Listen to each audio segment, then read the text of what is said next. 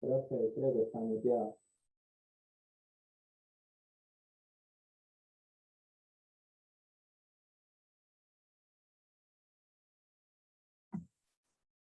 No se la escucha, profesora.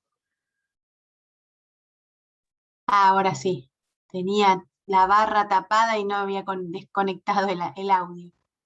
Bueno, buenas tardes. Hola, profe. ¿Escuchas?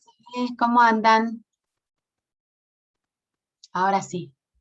No, disculpo los minutitos, pero no lográbamos, no lograba ingresar. Tardó un ratito, pero ya estamos.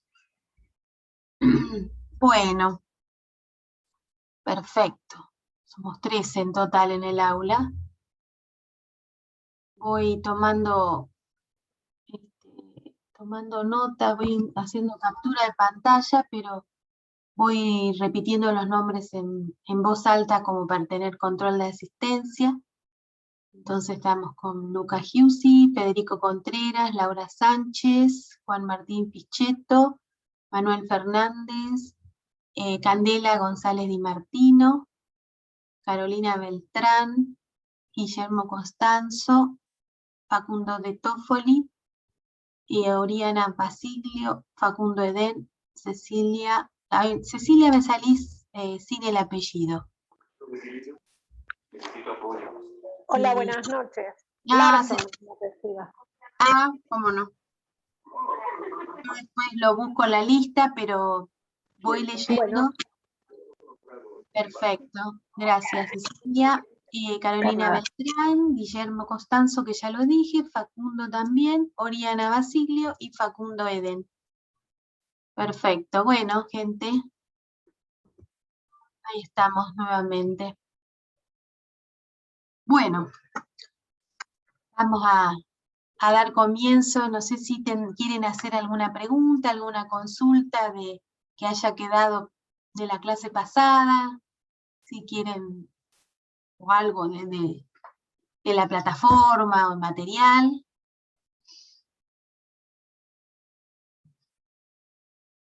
Vamos bien hasta ahora, en esta semanita y pico que llevamos.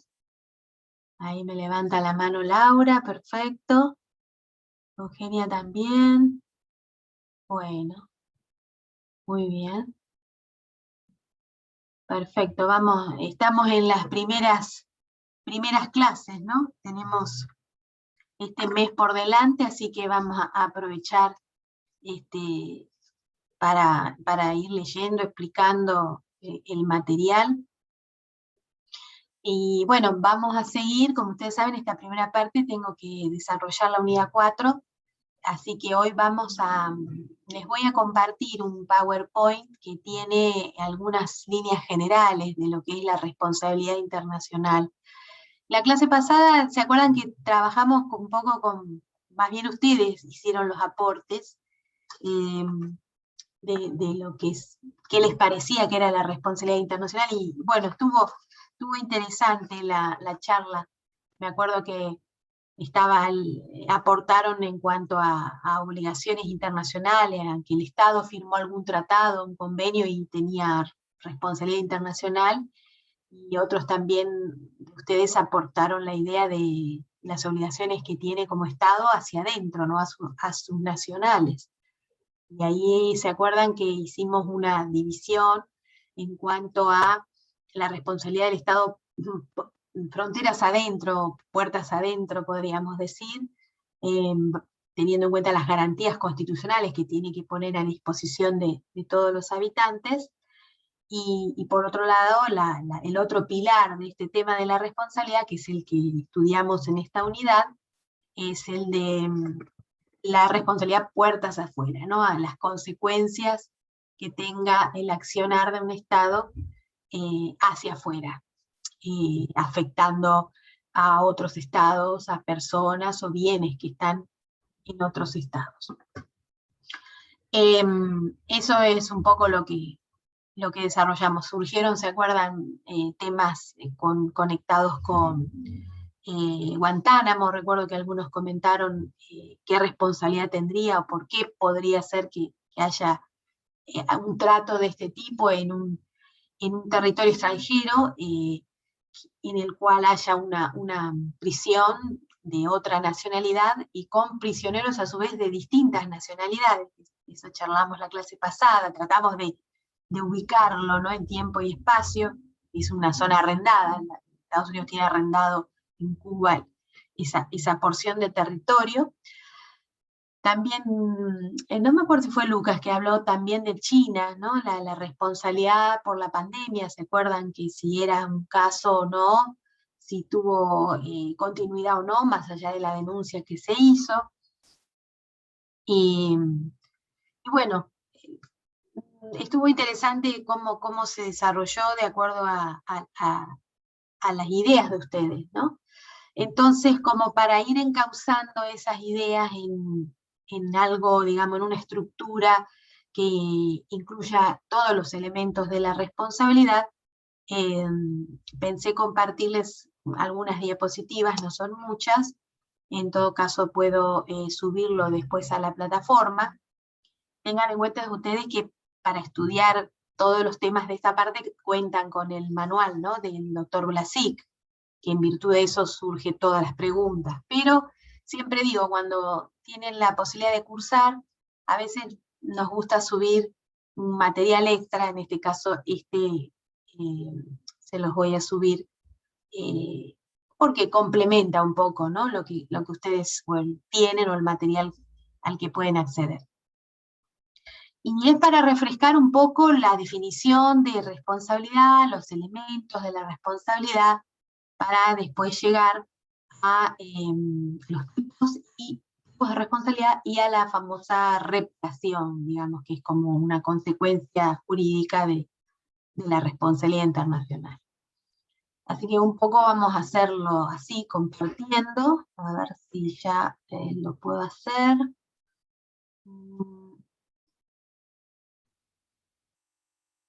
Bueno, a ver si ahí estaríamos en condiciones. Un poquito, es un PowerPoint, no es largo, hay algunas diapositivas que voy a pasar de largo porque son más técnicas, pero bueno, les puede servir a ustedes como una guía para estudiar, ¿no?, el tema. La fuente de donde surge este PowerPoint es un proyecto, como dice ahí, de la Comisión de Derecho Internacional de la ONU de 1996, es decir, las Naciones Unidas, que algo hablamos la clase pasada, como organismo universal que surgió, o lo hemos comentado, ¿no?, como parte de la Segunda Guerra Mundial, es decir, como consecuencia se crea este organismo.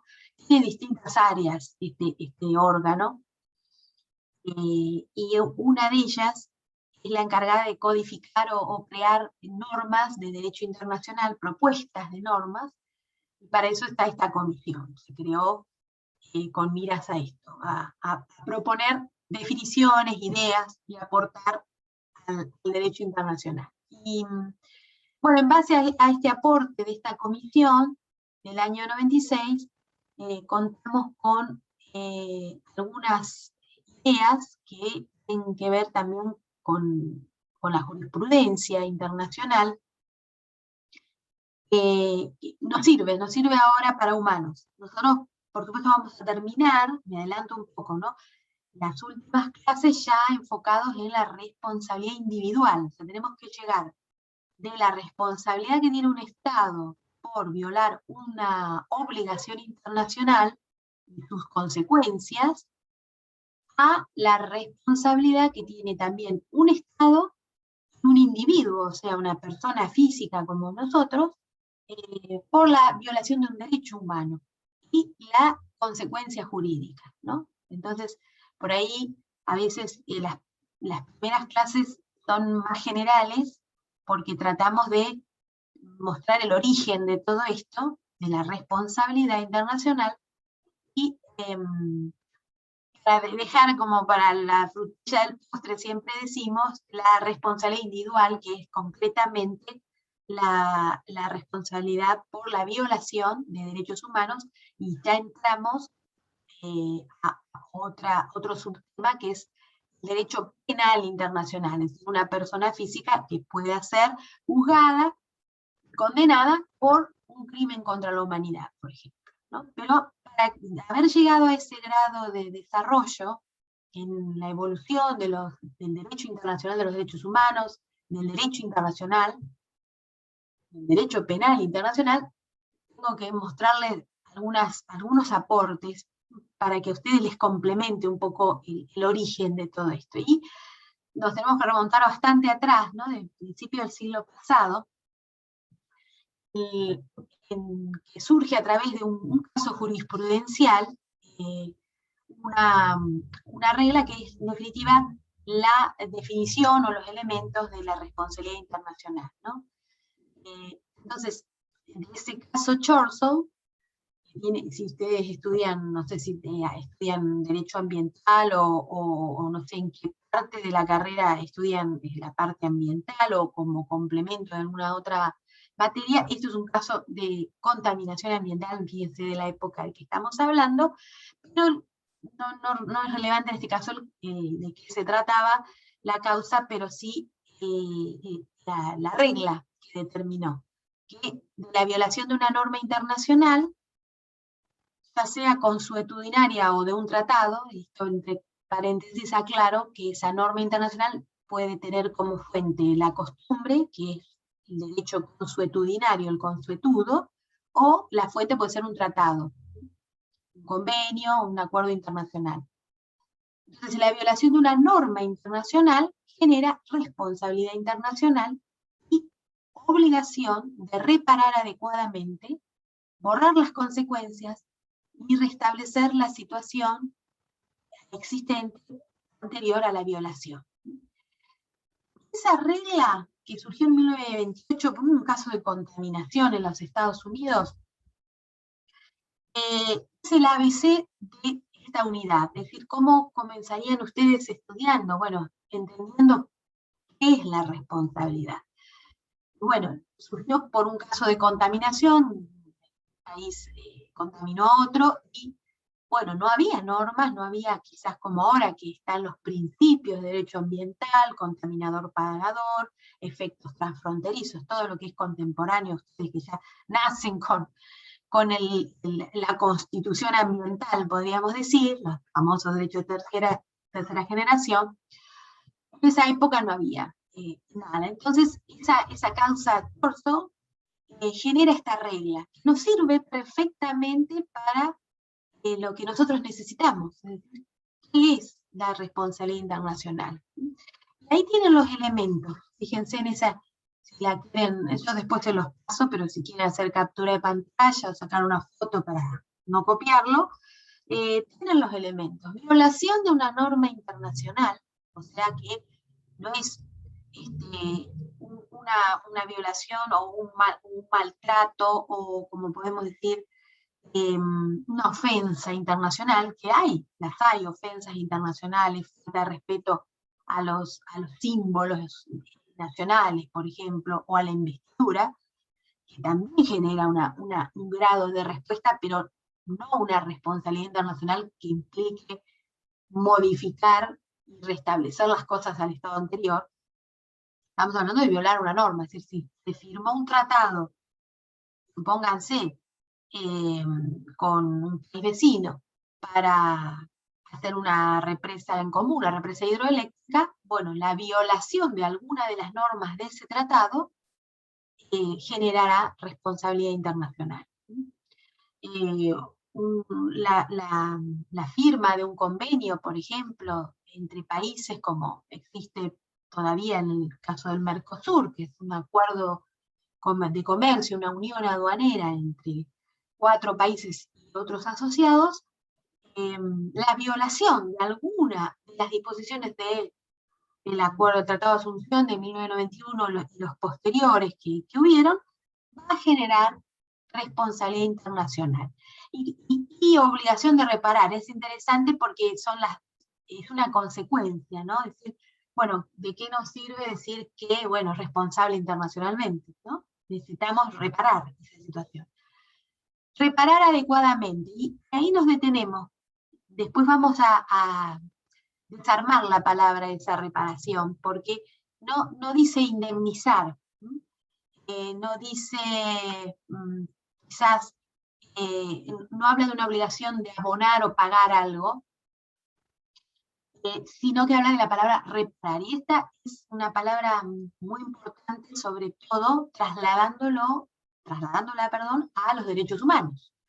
Porque cuando veamos que sea un Estado, por acción o omisión, viola una obligación internacional, por lo tanto está afectando un derecho humano básico, bueno, el derecho humano quizás ya ha sido violado y sea imposible de retrotraer o volver las cosas al estado anterior, como vamos a ver que sucede en muchos casos, porque ya incluso el derecho a la vida ha sido afectado, de manera tal que restablecer la situación existente en el estado anterior es difícil. Y tampoco se puede suplir una vida con el pago de una indemnización, ¿no? Salvo que estemos hablando de una responsabilidad objetiva. Supónganse, ustedes seguramente estarán, ¿no?, a la altura de cursar obligaciones, ¿no?, de derecho civil, responsabilidad subjetiva, responsabilidad objetiva, estas dos grandes columnas del derecho civil. Por ejemplo, el precio de una vida, o de un órgano, o de la edad de la persona, tiene precio, ¿no?, que es la responsabilidad objetiva, ¿no? Que después nos vamos a entrar un poquito en eso, pero no es el objeto y fin que tenemos que ver en esta unidad. Pero ustedes tienen que saber que la responsabilidad surge por la violación de una norma internacional, que ya sea de cualquiera de las dos fuentes, que va a generar esta violación una responsabilidad. La obligación de reparar es general, genérica. En algunos casos puede ir acompañada de una indemnización, y en otros puede ser exclusivamente la indemnización, que ahí nos haríamos la flecha directamente para la responsabilidad objetiva, ¿no? Pónganse, ustedes contratan un servicio aéreo, o sea, un vuelo, un viaje, y hay responsabilidad objetiva. O sea, si hay no sé, un accidente o una pérdida de equipaje, etcétera, eso tiene un precio. Entonces la responsabilidad que tendrá, si es el Estado el dueño de la aerolínea, o si vamos a nivel privado, una entidad, una empresa privada, tendrá un precio la reparación si yo sufrí un accidente, ¿no? Entraríamos ahí en la responsabilidad objetiva. Pero en líneas generales, ese pequeño párrafo del caso Chorzów, ya tienen con ese párrafo los elementos de la reparación. Siempre, cuando veamos en derechos humanos, en otra clase vamos a ver, les voy a compartir, o seguramente se los voy a enviar antes, vía plataforma, vía mensaje, a todos los participantes de la cursada, pequeños documentos en los que la Corte Interamericana haya ordenado la reparación por la violación de un derecho humano. Para entender un poquito esta última parte, ¿no? Es decir, la reparación y restablecer la situación existente anterior a la violación.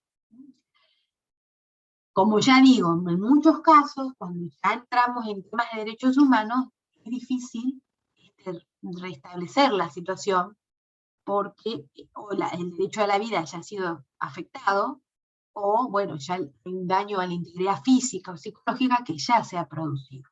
Pero es interesante cómo la Corte Interamericana implementa ese deber de restablecer las cosas, ¿no? Imputándole al Estado una obligación de hacer. Muchas veces se le exige al Estado que una ley, o que modifique la ley, ¿no?, o que adapte el sistema legislativo a los nuevos estándares, o que actúe el juez, que el acceso a la jurisdicción sea garantizado, que se investigue.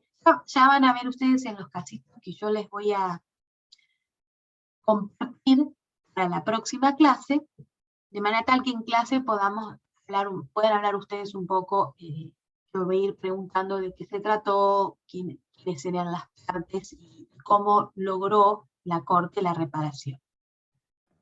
Profe, Sí, y díganme siempre cualquier cosa. sí, no recuerdo bien qué fue lo que dictaminó la Haya con el conflicto que teníamos Argentina y Uruguay con las papeleras. Sí, No recuerdo. y bueno, fue en el año 2006. Ese conflicto, las dos partes se demandaron, ¿no? Argentina-Uruguay y Uruguay-Argentina, ante la Corte Internacional de Justicia. Y las dos partes, antes de la demanda, ¿no?, de fondo, pidieron medidas cautelares. Argentina pedía que la pastera no se autorice la construcción, se suspenda el avance en la obra, y Uruguay pedía la liberación del paso de un país a otro, ¿no? Y bueno,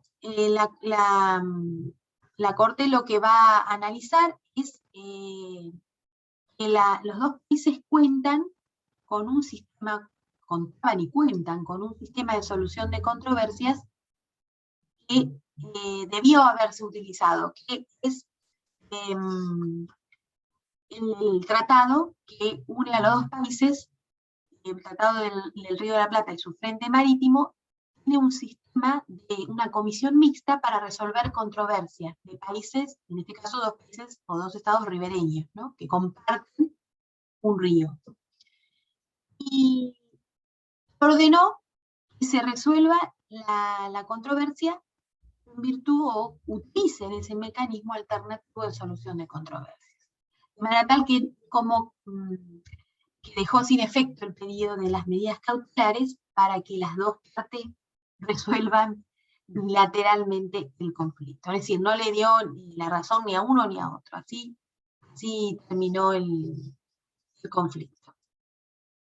Pero en definitiva, supuestamente las papeleras no contaminan, ¿no? Dijeron, eso es lo que... Claro, bueno, ahí viene, cuando Argentina solicita la cautelar, la suspensión de la obra invoca el principio precautorio, que es básico en todo, como yo les digo siempre, este universo del derecho ambiental, tiene como estrella principal el principio precautorio, el cual es un principio digamos, que es de avanzada, porque implica que aunque no haya estudios fehacientes, científicos o académicos, o pruebas fehacientes del daño posible que pueda causar la actividad riesgosa, en este caso la pastera, aún así los gobiernos, en base a ese principio, deberían limitar un poco la autorización de actividades riesgosas, ¿no? Es decir, la precaución es, bueno, seamos cautos porque podría llegar a afectar el medio ambiente la pastera, pero sin un sustento, porque, bueno, se le dificultó bastante a Argentina crear esta especie de burbuja de demanda, porque la pastera no estaba construida, es decir, la cautelar cayó no por el principio precautorio que no pudo probarlo, sino porque la pastera no estaba construida todavía. Entonces la Corte dijo, no puedo expedirme en la cautelar porque no tengo, digamos, el objeto que ustedes como Argentina están demandando como que afecta al medio ambiente, ¿no? Y bueno, en el caso de Uruguay, entendió la Corte que en realidad las dos partes podían llegar a un acuerdo entre ellas, usando un mecanismo de solución ya vigente, ¿no?, entre ellos. Así que bueno, esa es la respuesta que te puedo dar, y no sé si cubre lo que vos querías saber. Sí, bárbaro, gracias. Sí, ustedes interrumpan porque no lo veo una columna nomás, así que ustedes hablen. Un Estado que no es parte de un grupo, por ejemplo el Mercosur o la Unión Europea, o que no es parte de un tratado internacional, esta norma no le alcanza al Estado. Digamos, la violación de la norma no se le puede oponer a ese Estado. No. A ver, la pregunta es muy buena porque es la clave de muchos temas actuales de derecho internacional.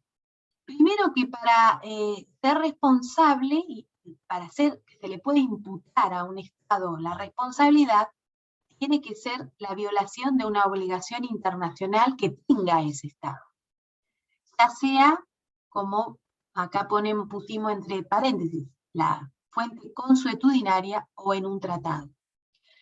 Entonces, si le vamos a imputar, digamos, a un Estado el incumplimiento de X tratado, ese Estado tiene que ser parte del tratado.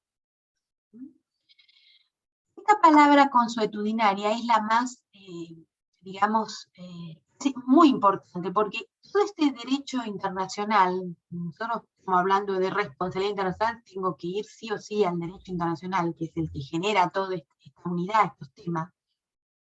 Tiene que ver, tiene como fuente principal la costumbre, el derecho consuetudinario. Es la práctica entre los estados, la práctica constante y reiterada de actuar repetidamente en el tiempo conforme a derecho, es decir, sabiendo que esa práctica genera derecho. Esa es una definición de costumbre tanto a nivel interno como internacional, ¿no? Genera derecho. Entonces, para el derecho internacional hay un tratado que no viene a cuenta, pero es el Tratado de Viena de 1969, que dice que la regla general que los tratados son obligatorios para los estados partes. Vos tenés que haber ratificado el tratado. No solo firmar y participar en la negociación, sino que lo tenés que haber ratificado. Es decir, el Estado manifiesta su consentimiento en obligarse por el tratado a través de, qué sé yo, su canciller o misión diplomática, el representante del Estado, o puede ser el propio presidente, ¿no? Cuando hay un canje de instrumentos como fue el Mercosur, y a su vez entrar en su proceso constitucional, ¿no? De incorporación de tratado a la ley interna, que como tiene en Argentina, ¿no? Pero está la opción de que hay normas internacionales que son consuetudinarias, o sea, son de fuente de la costumbre, ¿no? Que no están en un tratado. Entonces está la duda, o se ha alegado muchas veces que aunque no sea parte del tratado, el Estado X, la norma es consuetudinaria, también le sería oponible a ese Estado. Y la pregunta muy buena, Lucas, porque es sobre todo el tema al cual sería oponible este tipo de normas a terceros estados, que son los que no son parte, sería para las del derecho penal internacional, ¿no? Por ejemplo, la definición de tortura. La tortura es un crimen contra la humanidad, un crimen grave, bueno, goza, ¿no?, de las características de estos crímenes, que son, ¿no?, imprescriptibles, que no se puede alegar la obediencia debida. Bueno, ya vamos a ver los detalles, pero a ustedes les sonará familiar, ¿no? La definición de tortura, si bien está en un tratado, hay un tratado contra la tortura y otros tratos o penas crueles y degradantes. La definición del artículo 1 de ese tratado no surge de ese artículo, sino surge de la práctica, o del derecho consuetudinario, ¿no?, la costumbre internacional. Entonces, a los efectos prácticos de tu pregunta, ¿cuándo podría ser oponible una norma internacional a un tercer Estado? Cuando hablo de tercer Estado, es uno que no es parte. Ponete el Estado X, que no firmó la Convención contra la Tortura. La pregunta es, ¿cuándo podría ser oponible? Cuando la norma incorporada en el tratado es de fuente consuetudinaria, como por ejemplo el caso de la tortura. La tortura es un delito gravísimo, un crimen contra la humanidad que, bueno, tiene tiene ese sustento que existió antes de que esté escrito en un tratado. No sé si queda claro lo que quiero expresar, ¿no? Sí. El jueves y el martes también con Vicente salió un tema a la pasada de esto de los talibanes, ¿no? ¿Qué país es? ¿Palestina? ¿Es? ¿Dónde están los talibanes Sí, ahora? ¿qué país es? Afganistán. Afganistán. Bueno, Afganistán, sí. Afganistán. En el caso de que Afganistán, digamos, no sea parte, no sé, de algún tratado, algún grupo, ¿se le puede oponer alguna violación o alguna responsabilidad como Estado conforme a estas costumbres que usted está marcando? Imputarse se le puede imputar, porque si hay un caso de tortura, por ejemplo, o qué sé yo, un crimen contra la humanidad o desaparición, ¿no?, forzada, la fuente de estos crímenes es la costumbre. El tema es que se puede imputar al Estado. Y ahí viene, o sea, es como el deber ser. El deber ser lo permitiría. Ahora, ¿ante quién? ¿En dónde se juzgaría? Porque la regla general es que la responsabilidad internacional, en el caso de violación de derechos humanos, es el propio Estado, en el territorio donde sucede, el que tiene el deber de juzgar. Es decir, el deber de juzgar siempre lo tiene el Estado del lugar donde se comete el delito. Supongamos que en este caso es el propio Estado el que comete el delito. En ese caso, hay dos opciones. Una, lo traslado al caso argentino, ¿no? El caso argentino con lo que sucedió en la dictadura, el periodo que se juzgó, ¿no?, desde el año 76 en adelante, el Estado argentino se hizo cargo de lo que se cometió o cometió en su territorio. Esta es una de las soluciones al problema, ¿no? Hubo crímenes contra la humanidad, entonces la regla general es que el propio Estado juzgue. La otra opción es que si el Estado, también seguimos comparando, ¿no?, Afganistán, si no juzga el Estado, está el deber de extraditar. Juzgar o extraditar. Extraditar para que otro Estado juzgue a los presuntos responsables. ¿Cómo? El caso de los genocidas nazis, profesora, que muchos fueron juzgados en Israel, ¿verdad? Claro, muchos países extraditaron. Argentina extraditó. Se acuerda el caso Eichmann, ¿no? Extraditó y juzgó Israel. Hasta ahí vamos. Eso, como Estado independiente que es Afganistán, que eso es importante la pregunta. La verdad que tienen unas preguntas bárbaras. No importa la forma de gobierno, sigue siendo un Estado independiente y reconocido. Han vuelto talibanes, pero bueno, es el Estado de Afganistán. Juzgar, extraditar. Ahora bien, ¿qué pasa cuando no hace ninguna de las dos cosas? Entonces allí estaríamos en presencia de la posible participación de la Corte Penal Internacional. Esta corte es una corte creada en el año 98 y juzga casos a partir del 2002. No sé si lo comenté la otra clase. O sea que estaría dentro de su competencia, porque está sucediendo ahora, y hay denuncias de crímenes contra la humanidad. Además tendría competencia por razón de la materia, porque si hay un crimen contra la humanidad, si hay genocidio, si hay desaparición forzada de personas, si hay crimen de agresión, ¿no? Una agresión ya es un Estado contra otro, o un crimen de guerra, ahí tendríamos que ver qué tipo entraría, pero bueno, evidentemente de alguna de estas aberraciones supuestamente que se cometan allí, esa corte tendría legitimación, pero me parece que les voy a ir terminando por cerrar todas las puertas a la pregunta. Esa corte no interviene como si dijera un organismo fiscalizador. A ver, en los países que se portan mal o que cometen crímenes contra la humanidad, tengo competencia para entrar. No es así. Primero, la Corte es un organismo internacional. Es un organismo supranacional, o sea, está por encima de los tribunales nacionales de los países. Entonces hay que aceptar la competencia de la Corte. Tendríamos que ver si Afganistán es parte o no de la Corte Penal Internacional, o sea, tiene que aceptar la competencia porque es voluntaria. Supongamos que la haya aceptado.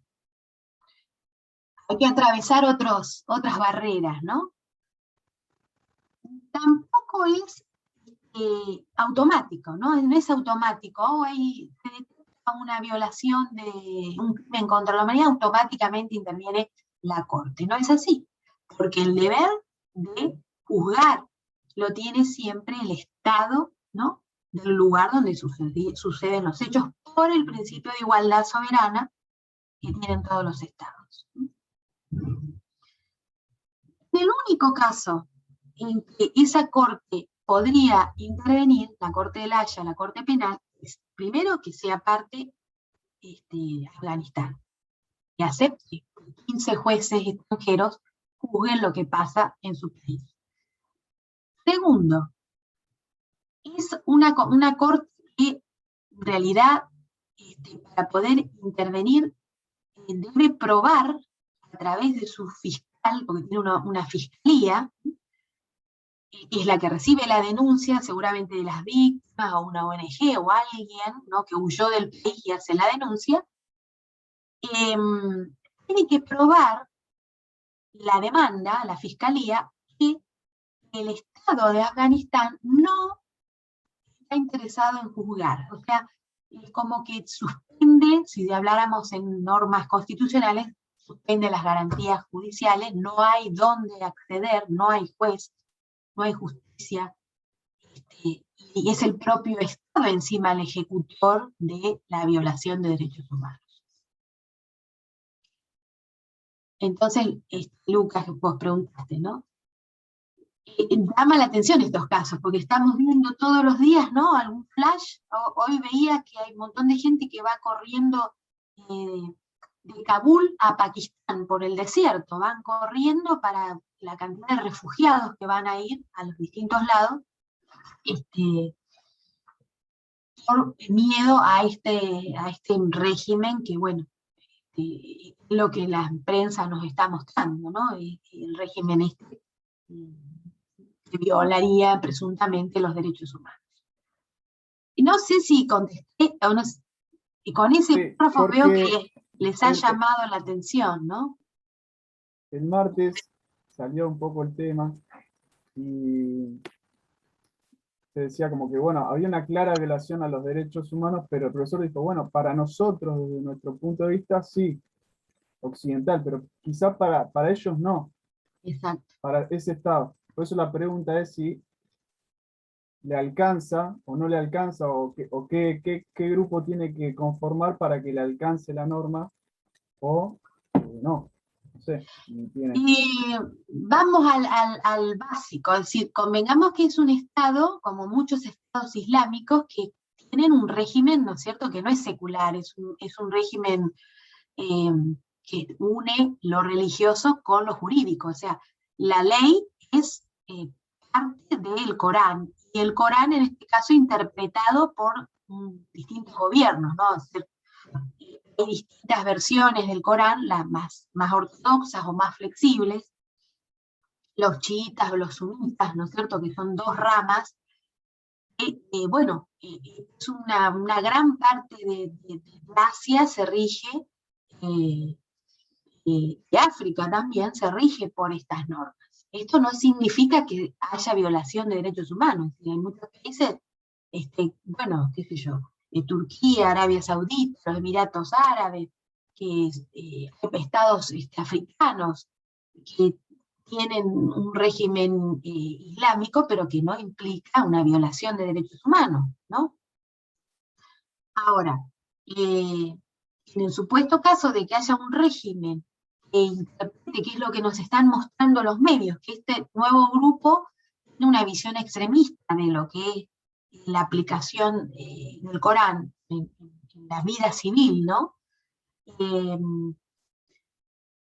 Para que las normas que nosotros explicamos acá en Occidente, porque estamos explicando normas en Argentina ya sin duda son parte incluso de la Constitución, tiene que sí o sí haber ratificado los convenios, tiene que hacerse parte de los tratados, de la Corte Internacional, la Corte Penal.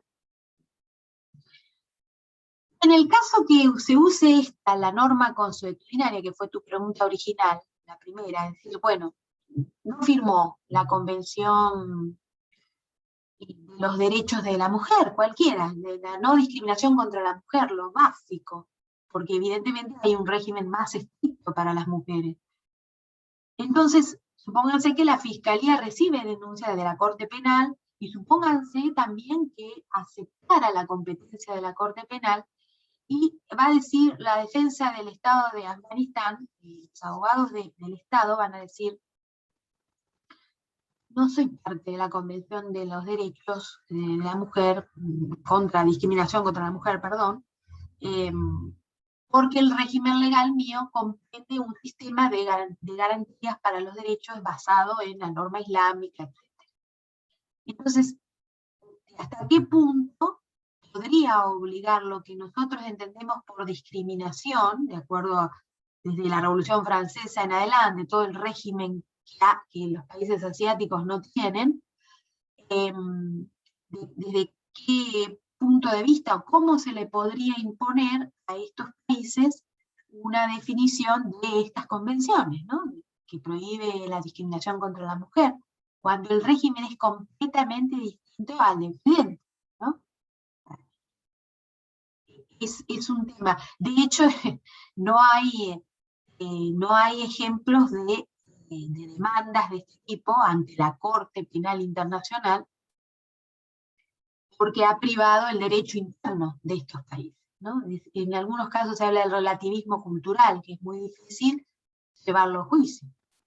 O, qué sé yo, costumbres ancestrales de grupos autóctonos o comunidades indígenas, por ahí no son acordes a lo que nosotros entendemos como sociedad occidental, no por eso vamos a demandarlos o ganar un juicio, ¿no? Así con todos los conflictos que ha habido. Ahora vemos los talibanes, en unos años veíamos Siria, en otros años atrás veíamos Uganda, veíamos Congo. Bueno, cada vez que vemos una foto del mundo, en ciertos países decimos, bueno, ¿cómo hacemos? ¿Cómo haría Occidente para exportar esas normas a esos lugares, ¿no? No sé si queda claro. Afganistán no es parte ni de ninguna de estas convenciones, ni de ninguna corte internacional, ni ningún país islámico. Del grupo europeo no es parte. No. Porque es Asia. No, bueno, por supuesto, la Unión Europea si bien ha ampliado de los primeros, ¿no?, de 1950 en adelante, la Unión Europea termina en Turquía, punto. O sea, Turquía es la última que quiere ingresar, no ingresar, pero termina ahí.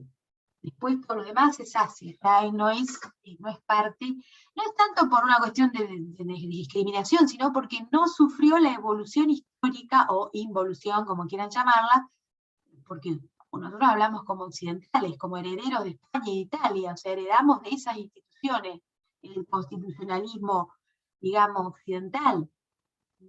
Si estuviéramos hablando en una clase, qué sé yo, en Kabul, no sé, sería distinta la visión que tendría el profesor o los alumnos allí, ¿no?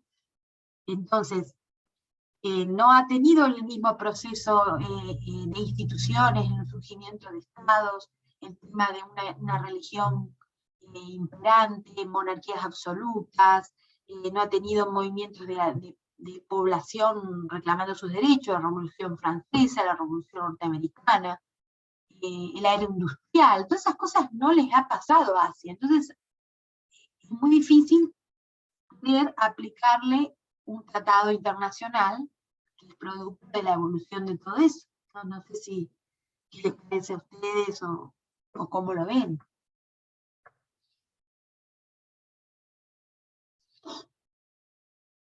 ¿Y en qué quedó la charla de Afganistán con el profesor Vicente? No, no, lo dijo así en la pasada, que para ellos no lo ven así. Pero bueno, acá como estamos viendo lo de la responsabilidad del Estado, bien cabe la pregunta, o me Bien, pareció. está bien, exacto. Un poco eso que expliqué es en principio el por qué no sería aplicable. Bueno, un poquito para seguir con un par de diapositivas más del tema, ¿no? Cuando hablamos de restablecer la situación existente anterior a la violación, se habla de una restitutio in integrum, es decir, bueno, tratar de restablecer todo de la cosa dañada. Que cuando hablamos de ciertas, es muy difícil, ¿no? Cuando se habla de derechos humanos. En especie, bueno, si hay una pagar una indemnización o una especie de compensación por el daño cometido, una indemnización, una satisfacción que puede llegar a ser, qué sé yo, una compensación o un pedido de disculpas, o abrir o cerrar fronteras, ¿no? Es decir, bueno, satisfacer el pedido para tratar de reparar las cosas, y siempre la seguridad y garantías de no repetición. En todo tipo de responsabilidad internacional, la idea es que no se vuelva a repetir, ¿no? Entonces, bueno, si el Estado violó, comprometerse a que no va a volver a violar o repetir esa situación. Acá tengo una consulta que me entra así, dice chat. Los talibanes.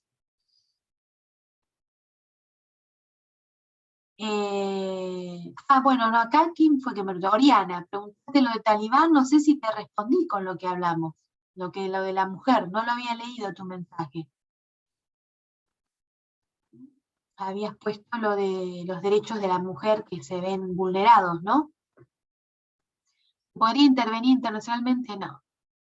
Porque, a ver, es un poco lo que veníamos diciendo, todo este esquema de normas internacionales, de instituciones internacionales, no son una policía internacional, ¿no? No hay un ejército internacional que pueda imponerse sobre los usos, las costumbres, que bueno, para nosotras como mujeres occidentales no es un uso, una costumbre, ¿no? Es una violación o no de un derecho de la mujer o no. Pero no, es un poco lo que recién hablé con Lucas, es decir, es muy difícil que esto suceda. Es decir, la única manera es visualizar el problema, o sea, que se visualice tanto, se publique tanto que esto pueda llegar a afectar de alguna manera al gobierno talibán, ¿no? Es decir, que se ve afectado por la mala publicidad. Bien, acá me dice comprendido. Bueno, Oriana, perfecto. Profe, otra Sí. pregunta. Sí. Para situarnos nosotros en el Estado argentino, y tendríamos que mirar Latinoamérica, todo lo que son los derechos humanos en la Corte Interamericana, y Europa, o no tanto Europa. No, bueno, a ver. Digamos, por la similitud de los ordenamientos jurídicos que tenemos con ellos, ¿no? Exacto. Bueno, viene bien la pregunta. Nosotros estaríamos ubicados dentro de la órbita regional americana, ¿no? Es decir, con un conjunto de normas, básicamente de la Convención Americana de Derechos Humanos o Pacto de San José de Costa Rica, que incorporan en ese tratado los dos órganos, la Comisión Interamericana y la Corte Interamericana. Lo más parecido o lo más familiar es lo mismo, pero a nivel europeo, ¿no? La Corte Europea de Derechos Humanos y el Tratado de Roma de Derechos Humanos. Es decir, son dos cosas similares. El ámbito de creación quizás es anterior, el europeo, producto de la Segunda Guerra Mundial, tiene como fuente lo regional europeo la Declaración Universal de Derechos Humanos de 1948, y ahí de esa universal, post Segunda Guerra, se derivan el sistema, la pata europea y la pata interamericana. Las dos tienen similitudes porque, bueno, lo americano tiene su fuente, ¿no?, en lo europeo, en lo que es instituciones, en lo que es derechos, en lo que es generaciones de derechos, ¿no? Es decir, como el principio progresividad, todo eso es, digamos, es compatible en las dos versiones, la americana y la europea.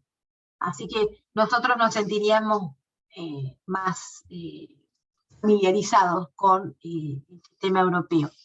Incluso el sistema europeo es un poco más, o sea, un grado de desarrollo mayor que el sistema interamericano. Viene bien la pregunta, la aclaro ahora, que va a servir para toda la materia, porque después vamos a tener que ver el procedimiento ante la Corte y la Comisión, después en primer parcial.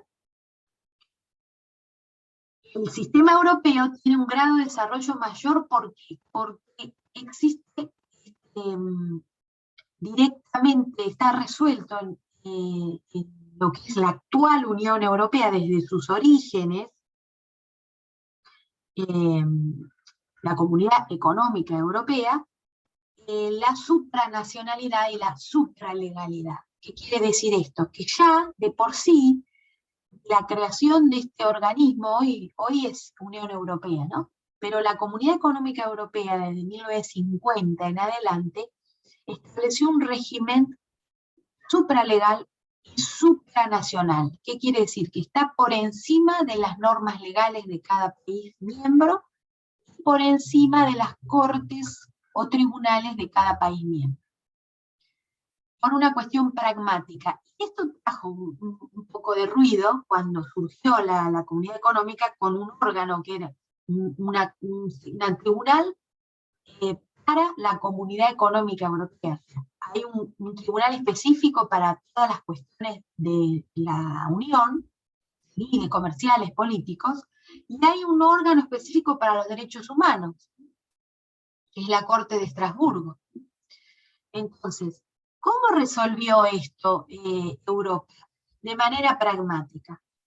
En la década del 60 del siglo pasado, jurisprudencia estableció que en materia de derechos humanos tenía prioridad lo que estableciera el Tribunal Superior de Derechos Humanos por encima de las cortes nacionales de cada país. Entonces sí, se dictaba una norma, ¿no?, de derechos humanos a nivel europeo. El Estado, cualquiera, Francia, Italia, España, Alemania, no podía ir en contra del objeto y fin de esa norma supralegal europea. Es más, se animaron a lo suprajudicial, es decir, estará por encima la sentencia de ese tribunal supranacional, estará por encima de lo que diga el tribunal local del país de que se trate. Y eso, bueno, se resolvió ya en los años 60 del siglo pasado. Hay un par de casos que no vienen a cuento.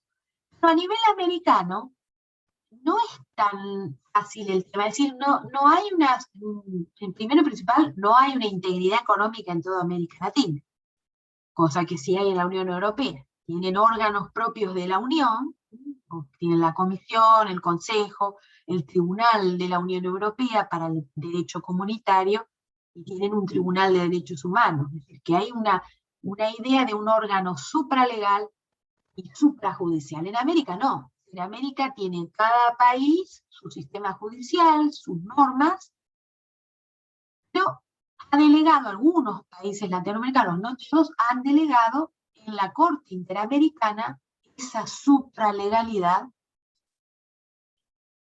que no sé si se los habrá comentado Vicente o se los va a comentar, que el control de convencionalidad, ese tema de que si está por encima lo que dice la Corte de Costa Rica, está por encima de lo que diga la Corte Suprema de Justicia de la Nación, por ejemplo. Entonces tu pregunta está buena porque, bueno, les puedo contar eso, que a nivel europeo no hay mucha duda si el Estado francés se debe adaptar a lo que diga la Corte de Estrasburgo sobre derechos humanos, supóngase para los derechos de la mujer o qué sé yo, grupos vulnerables, o aspectos de no discriminación en el trabajo, el ejercicio de la libertad religiosa. Es decir, no hay duda, es decir, el Estado sabe que debe respetar esa decisión de ese tribunal. Si no lo respeta va a ser demandado, como de hecho hay muchas demandas contra estados europeos por no cumplir las directivas de ese órgano supranacional. Acá no, es decir, acá hubo que hacer una reforma constitucional, hablando de Argentina, ¿no? Para poner ciertos tratados en igualdad jerárquica de la Constitución, porque antes de 1994 ustedes sabrán que se discutía si estaba por encima el derecho internacional del derecho interno. ¿Qué prevalecía, el internacional del derecho interno? El famoso caso, lo recordarán, el que vigían contra Sofobi, de 1992, 2 años antes de la reforma, que se animó a decir que una norma del Pacto de San José de Costa Rica, aún no estando regulada o reglamentada en el derecho interno argentino, era obligatoria, como la réplica. ¿Se acuerdan? El derecho a réplica no estaba en el Código Civil, en una ley interna. Sin embargo, Argentina se la obligó a que aplique esa norma, que ya la había consentido Argentina al ratificar en el 84 la convención.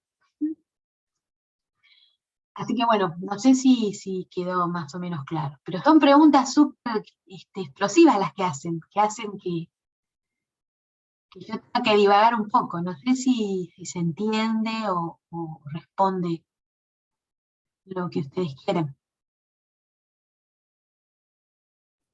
Sí, gracias. Bien.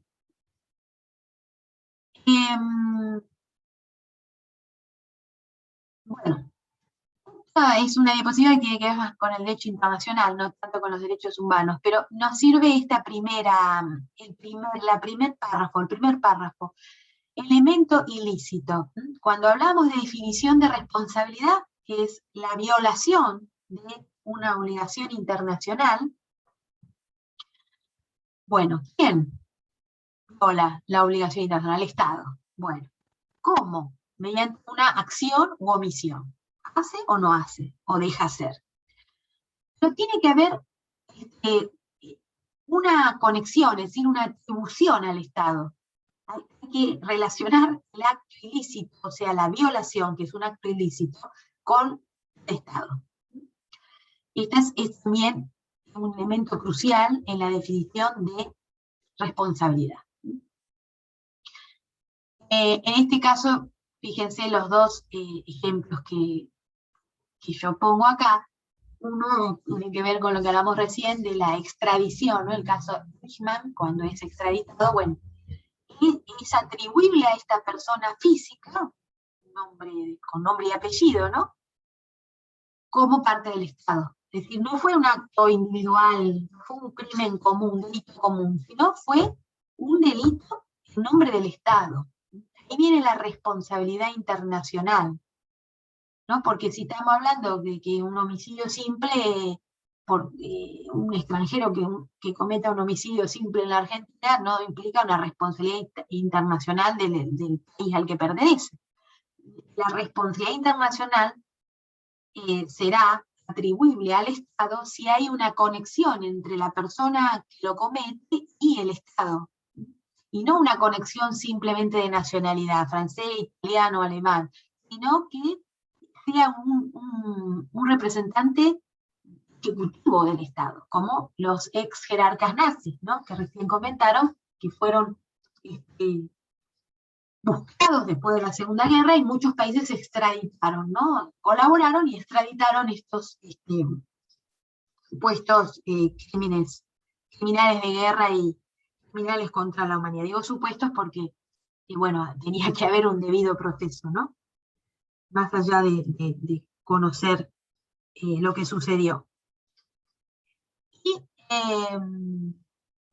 por ejemplo, el famoso caso de la embajada norteamericana en Teherán, hay una película de esto, cuando retienen a los miembros de la embajada norteamericana en la época del Shah de Irán, ¿no? La Ayatollah.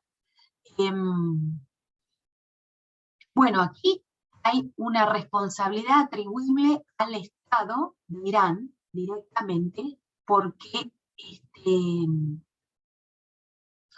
no sé si lo saben el caso o vieron la película, que no me acuerdo cómo se llamaba la película, pero hay una película de esto. Es Argo o algo así, ¿no? Me parece que sí. Argo me parece, sí. Creo que sí. No sé cuánto, digamos, tendrá de ficción o no, pero la peli está buena, ¿no? Sí. Por supuesto, tendrá su toque de Hollywood, pero los hechos más o menos relatan en ese periodo de la Guerra Fría y plena, digamos, disidencia, digamos, entre Estados Unidos e Irán,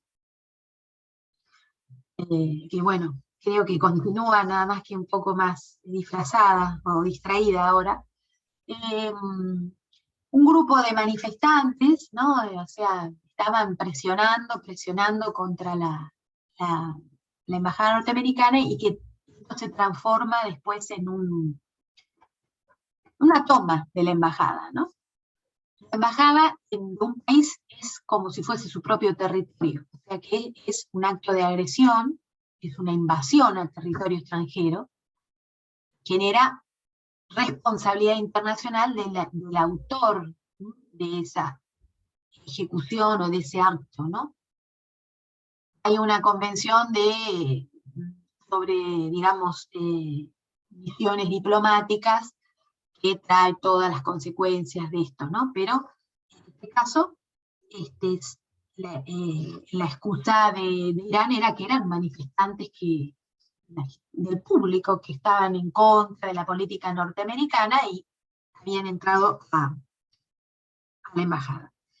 Realmente se le atribuye al Estado iraní la responsabilidad por la omisión, es decir, por no haber logrado la protección de vida que tiene suelo extranjero, en figura de una embajada, de haber permitido por la omisión el secuestro, la destrucción de la embajada por los días que duró.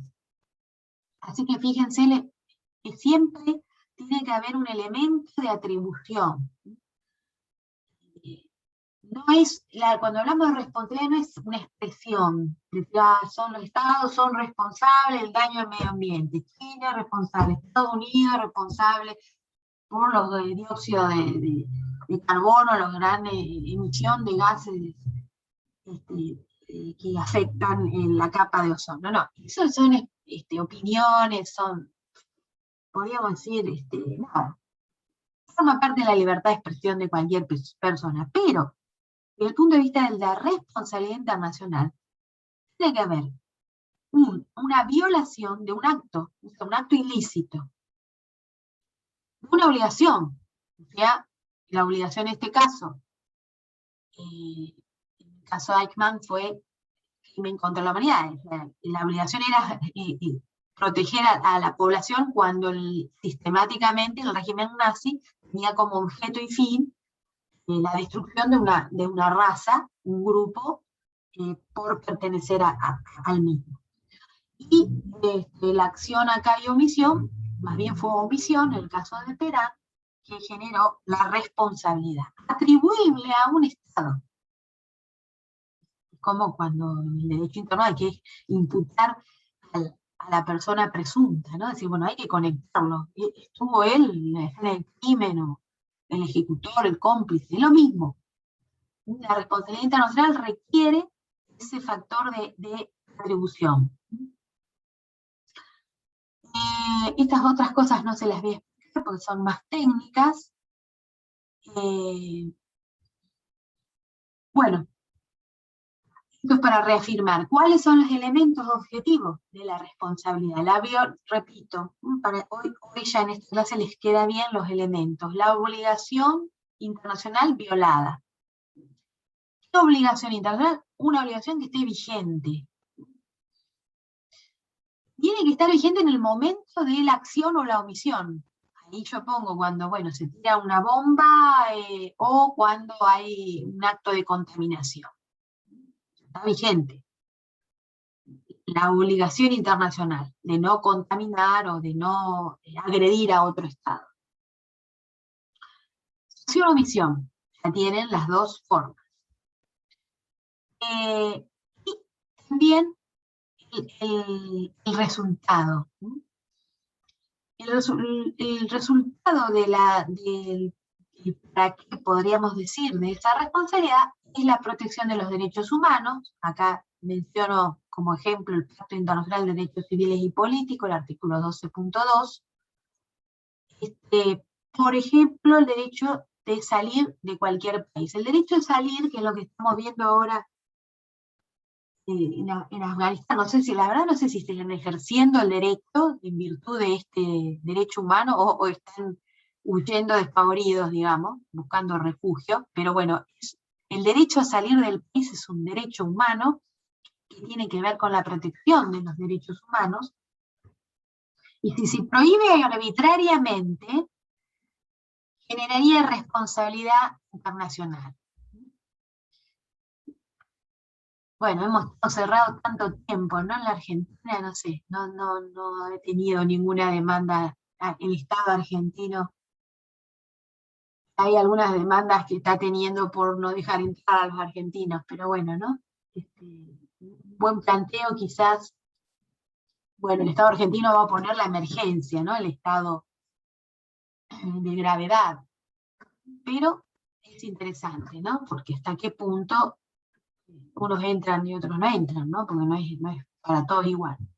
Pero bueno, esta frase la escribí cuando no existía la pandemia, pero ahora me viene a la mente esto.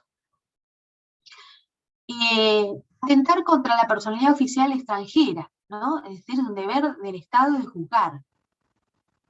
En el caso de Teherán, ¿no? Es decir, cuando hay por más que sean manifestantes, sean, no sé, la protesta social, como quieran llamarla, esa disfraz de, digamos, cosas que rayanan o están al límite de lo ilegal, que se le ponen nombres así emotivos como jóvenes manifestantes o protesta social, están al límite de la violación de los derechos, y esto genera un perjuicio al Estado, como caso de la Embajada de Teherán, generaría a su vez responsabilidad internacional.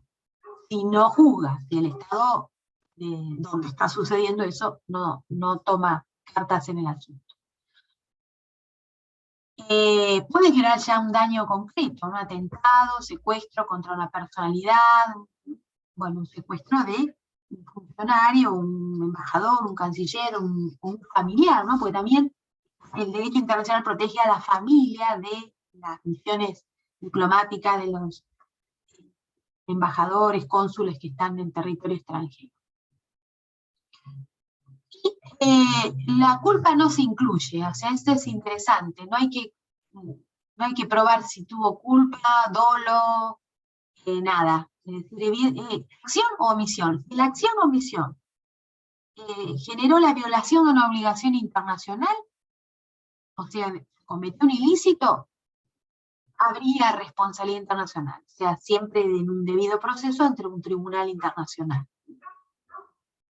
Acá no se juzga si Irán tuvo culpa o no culpa por omitir cuidar una embajada extranjera.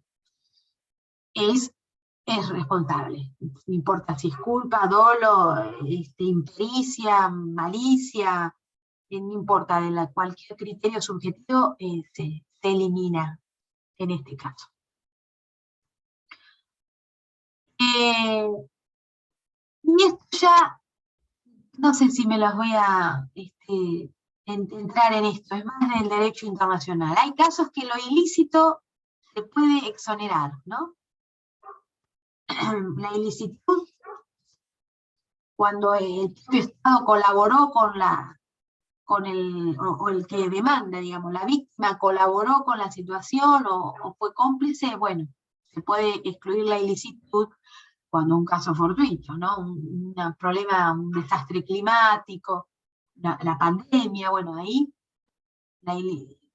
es lo que va a decir Argentina, yo no te dejo salir ni entrar al país porque es un caso fortuito, es fuerza mayor, ¿no? Ajeno a la voluntad del Estado. El peligro extremo, ¿no? Es decir, no quiero detallar estos casos de la legítima defensa, no, yo no respondí, no es que estoy violando el medio ambiente, o estoy de una bomba y destruir monumentos, yo me estaba defendiendo legítimamente ante la agresión, o sea, la legítima defensa de la Carta de la ONU, que es proporcional e inmediata, notificada al Consejo, excluye la ilicitud, pero no sé, es más del derecho internacional este tema. Y por último,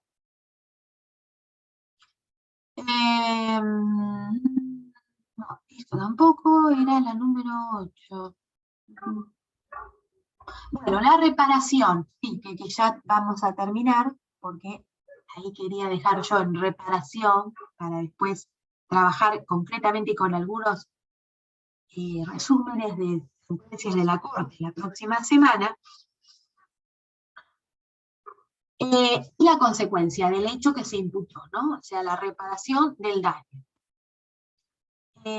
Fíjense que ponemos del daño, aunque a veces se busca prevenirlo, ¿no? Es decir, preventivamente que el Estado haga algo a veces para evitar, pero lamentablemente casi todos los ejemplos tienen el daño ya causado, ¿no? Bueno, el reparar el daño que haya causado el Estado A en el territorio de otro, en organizaciones de ese territorio o en bienes del país en el extranjero, las instalaciones militares, locales diplomáticos, buques o aeronaves o naves espaciales. O sea, el daño que pueda generar, puedan buscar reparación, puede ser cometido en un territorio, ¿no? Y fíjense que se habla de tanto territorio terrestre como marítimo, ¿no? Y aeronáutico. El daño moral, este es el más soft, el más suave, que yo les decía que a veces hay una compensación, ¿no? Cuando has ofendido al honor o el símbolo patrio, la dignidad, el prestigio, ¿no? A veces, ¿no? Ha habido ejemplos de algunas especies de falta, ¿no? De tacto a veces para hablar, y se está ofendiendo a los alemanes, a los noruegos, a los suizos, ¿no? O a los uruguayos. Entonces, esto genera bueno, a ver, vamos a aclarar un poquito los medios, sale el vocero de la embajada, del consulado, aclara. Y a las personas, el daño a las personas, físicas, jurídicas, de sus nacionales o representantes o sus bienes. Ahí vemos el abanico de afectación del daño, o sea, dónde puede afectar el daño.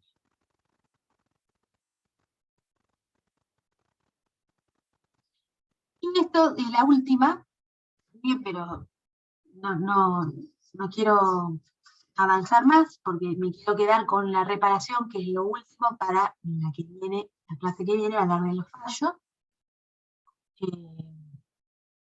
Los tipos, que ya más o menos se van dando una idea con lo que hablamos, ¿no? La restitución en especie, volver al statu quo anterior, tratar de, bueno, recomponer la situación, indemnizar, que como les digo, en derechos humanos es simbólico, siempre la indemnización no es lo esencial. Satisfacción, pido disculpas diplomáticas, que es cotidiano ahora. Seguridad y garantías de no repetición, ¿no? Los ejemplos de esto es, bueno, dar suficiente garantía de que el Estado tomará tales medidas para evitar, por ejemplo, el derrame o el vertimiento sobre el río, o la polución, o la utilización, qué sé yo, de algún producto que contamina el aire o afecta la flora o la fauna, o sea, garantías suficientes de satisfacción, de que no vuelva a repetirse. Y se da la reparación, este último punto es fundamental, que un proceso, ya vamos a ver, un proceso ante la Corte Interamericana tarda años, años. Hemos trabajado a veces con ejemplos de hechos materiales que ocurrieron en los años 90, y la reparación vino en el 2015, ¿no? O sea que tarda bastante un proceso desde que se inicia con la denuncia ante la comisión. Si no se resuelve ahí, pasa a la Corte, que ésta tenga una sentencia. A su vez, la Corte después revisa que se cumpla la sentencia, así que puede tardar otros años más. Por eso que la reparación siempre se tiene que dar al final, o sea, la Corte dictó la sentencia y ordenó reparar haciendo tal cosa, o sea, que el Estado haga tal cosa o tal otra, se deja para el final. Esto no significa que la Corte pueda ordenar medidas cautelares previas, porque por ahí cuando empezó la denuncia, la comisión pasó el caso a la Corte, pidan medidas cautelares para salvaguardar los derechos, ¿no? Una cuestión de hacer o de innovar o de no innovar. Pero la reparación, que es la satisfacción definitiva, ¿no?, e integral del derecho, se deja para el final. ¿Por qué? Porque desde el momento de la denuncia, más desde antes, porque el derecho vulnerado comienza antes de la denuncia. Se vulneró el derecho de X persona o personas, y con una sentencia definitiva de la Corte Suprema de Justicia de la Nación, por ejemplo, y hay 6 meses para preparar la denuncia ante la comisión. O sea que ya ha sido vulnerado el derecho. No es que se apela, digamos, sino que hay una sentencia que, a pesar de haberse dictado con todas las formalidades del debido proceso, el derecho humano sigue vulnerado. Entonces, ¿qué pasa?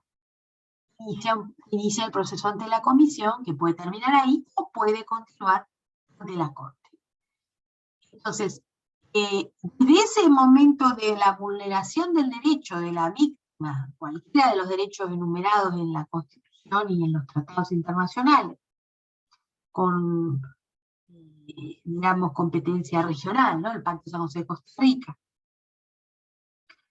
y acuerdos regionales de derechos humanos, pueden aparecer nuevos daños. Sobre todo, como les digo, en estos procesos tan largos, que a veces, ¿no es cierto?, llama la atención la perseverancia, ¿no?, de la víctima o los familiares en seguir adelante, teniendo en cuenta que ya muchos años atrás el derecho estaba vulnerado. Así que con eso cerramos, con estas formas de reparación, para la próxima clase trabajar ya concretamente con palabras de la Corte. Es decir, ¿qué entiende por reparación? ¿Qué es reparar? ¿Qué ordena hacer? ¿Qué derechos vulnerados? ¿Qué ejemplos hay?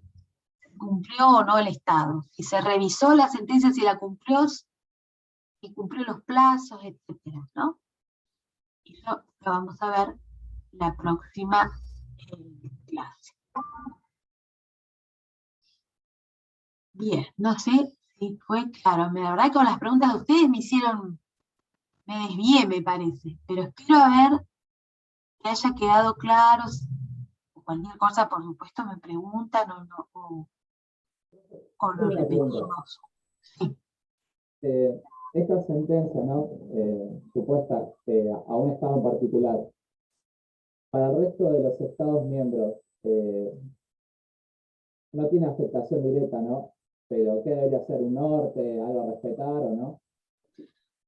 Se da publicidad. Las sentencias de la Corte, los informes de la comisión, los definitivos, se notifican a todos los estados de la región.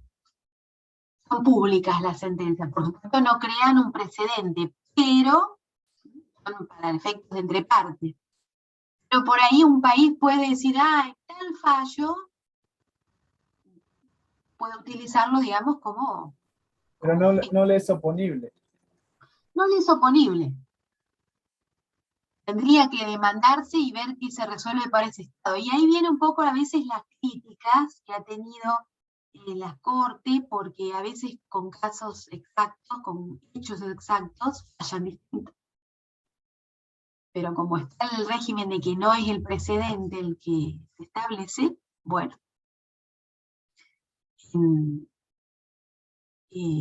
a veces pasa eso. Por ahí no tanto en la parte de derechos humanos, en otros tipos de tribunales, como tribunales de inversión, el CIAD y todo eso, que bueno, es otro tema, ¿no? El arbitraje internacional de inversiones. Tenés los mismos casos de distintos países, exactamente el caso, y falla. En uno falla a favor de A y otro falla a favor de B. Pero en tema de derechos humanos, no crea precedente, puede desviarse la Corte, pero como el objeto y fin se supone es reparar los derechos humanos y mantener estándares altos de su protección, no hay casos tan arbitrarios. Sí hay casos de avance, o sea, con el control de convencionalidad, la Corte le está diciendo al Estado argentino, eso voy a anotar acá, de traerles un mini resumen de eso para la próxima clase. La Corte Interamericana está en posición, en virtud de algunos fallos, de decirle a la Corte Suprema de Justicia que cambie el fallo. O sea, por ejemplo, el famoso tema de la prescripción de la acción penal, ¿no? No sé si lo vieron esto con el doctor Vicente. Creo que está en la unidad de la 5, me parece. Entonces, ¿hasta qué punto una corte, la Corte Interamericana, por regla, que lo establece el pacto que fue ratificado por Argentina, tiene la función de interpretar las disposiciones del Pacto de San José de Costa Rica y algún acuerdo regional que después en el reglamento de funcionamiento ha ampliado. Pero es interpretar. Se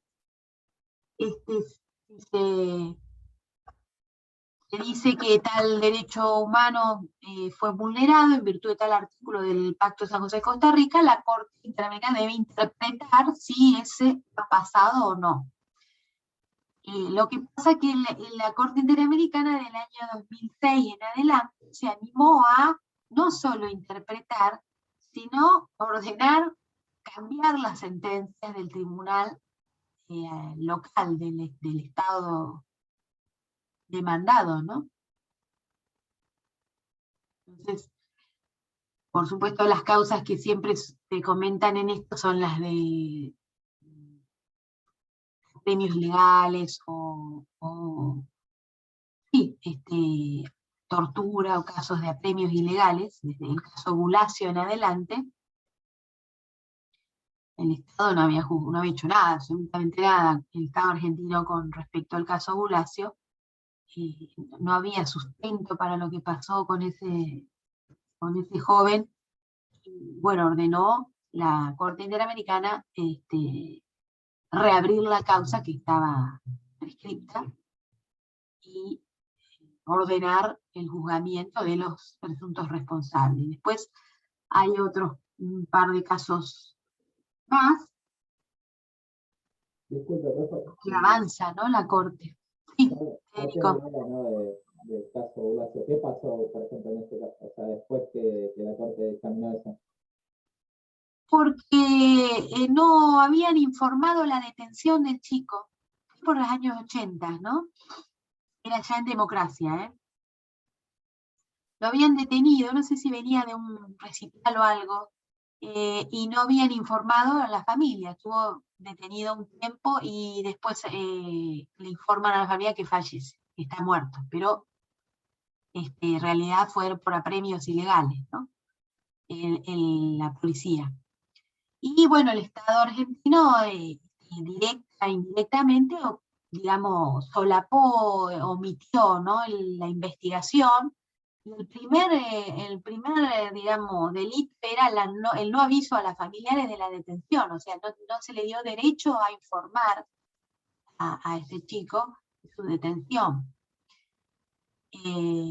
Bueno, la demanda que hicieron los familiares tardó muchísimos años, no tengo los años exactos, pero como 10 años, para lograr que absuelvan a los responsables de la comisaría donde lo tenían. Entonces, esto llevó a que tuvieran que llevar a la Cámara de Apelaciones, llegar a la Corte Suprema y esperar, no, como 20 años esperaron, para tener la sentencia definitiva que siempre omitía, ¿no es cierto?, el deber del Estado de haber informado, se exoneraba, no establecía responsables. Y bueno, la Corte Interamericana, con con la sentencia y la prueba,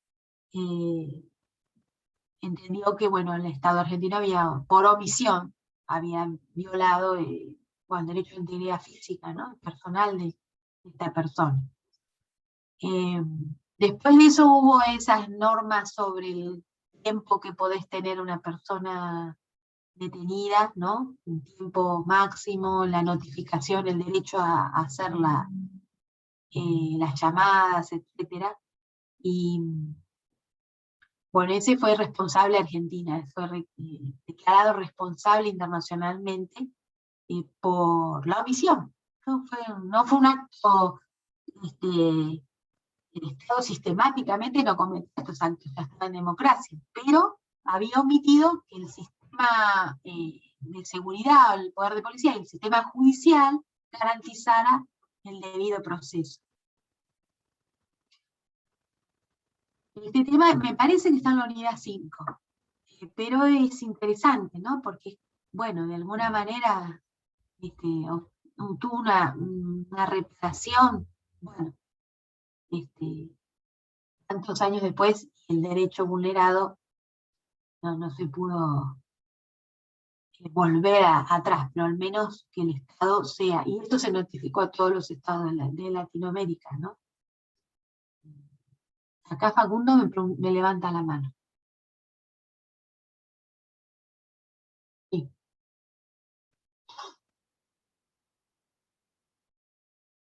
No sé. ¿Hay alguna otra pregunta?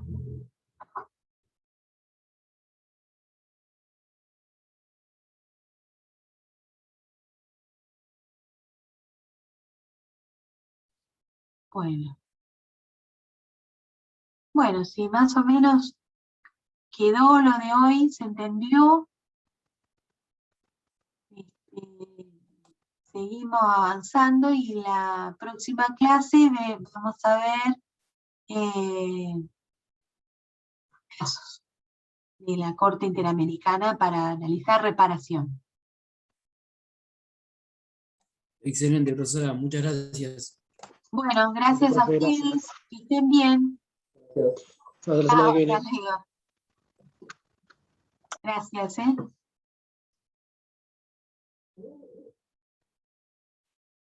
Bendito.